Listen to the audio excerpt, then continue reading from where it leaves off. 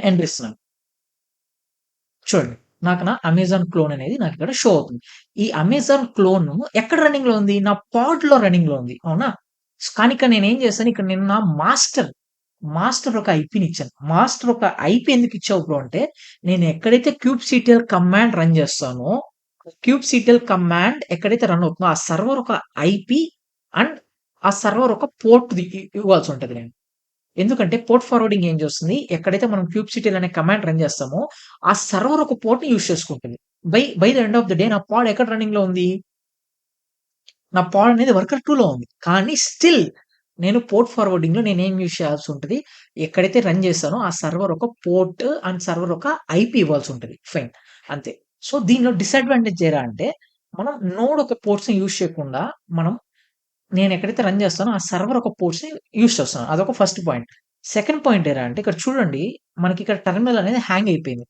Port ఫార్వర్డింగ్‌లో. చూడండి, నేను ఎప్పుడైతే పోర్ట్ ఫార్వర్డింగ్ రన్ చేశానో ఆటోమేటిక్‌గా నాకు నా టెర్మినల్ అనేది హ్యాంగ్ అయిపోయింది.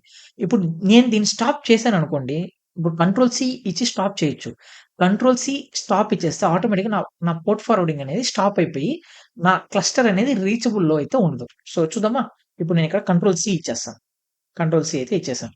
కంట్రోల్ సి ఇచ్చి ఇక్కడ నేను రిఫ్రెష్ చేశాననుకోండి, ఇప్పుడు నాకు సైట్ ఈస్ నాట్ రీచబుల్ అంటే నా పోర్ట్ ఫార్వర్డింగ్ అనేది ఆగిపోయింది. చూడండి. ఇదొక డిసడ్వాంటేజ్ అన్నమాట నాకు. సో, ఇదే మెయిన్ రీజన్. ఇది ఓన్లీ పోర్ట్ ఫార్వర్డింగ్ అనేది ఎందుకు యూజ్ చేస్తాము? మనం టెస్టింగ్ పర్పస్, ఇప్పుడు నా యాప్ ఔట్ సైడ్ ఎలా లుక్ ఎలా ఉంటుంది అని తెలుసుకునే దానికి నేను పోర్ట్ ఫార్వర్డింగ్ అనేది యూజ్ చేస్తాను. Just for testing purpose only. Okay. Right. ఇప్పుడు మనకి పోర్ట్ ఫార్వర్డింగ్ గురించి ఐడియా వచ్చేసింది. రైట్. ఇప్పుడు మనం నోడ్ పోర్ట్ గురించి మాట్లాడదాం. సో, నోడ్ పోర్ట్ మనం ఆల్రెడీ లాస్ట్ వీడియోలో మనము ఐ థింక్ సర్వీస్ ఐపీలోనే మనం మాట్లాడుకున్నాం. ఇప్పుడు మళ్ళీ ఇంకొంచెం డెప్త్‌గా అయితే మాట్లాడుకుందాం. ఇక్కడ నేనేం చేస్తాను, kubectl గెట్ పాడ్. kubectl గెట్ పాడ్ అని ఇస్తే నాకొక పాడ్ అయితే ఉంది. ఇప్పుడు నేనేం చేయాల్సి ఉంటదంటే, నేను నా సర్వీస్‌ని క్రియేట్ చేయాల్సి ఉంటది.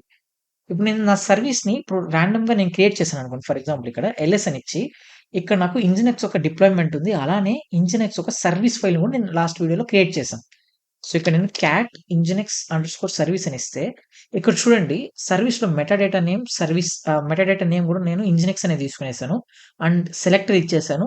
అండ్ ప్రోటోకాల్ టీసీపీ అని ఇచ్చేసాను. అండ్ పోర్ట్ వచ్చేసి ఇది నా కంటైనర్ పోర్ట్. ఇది నా సర్వీస్ పోర్ట్. టార్గెట్ పోర్ట్ అనేది నా సర్వీస్ పోర్ట్. ఫైన్. ఇప్పుడు నేను దీన్ని ఈ సర్వీస్‌ని అలానే నేను రన్ చేశాననుకోండి, kubectl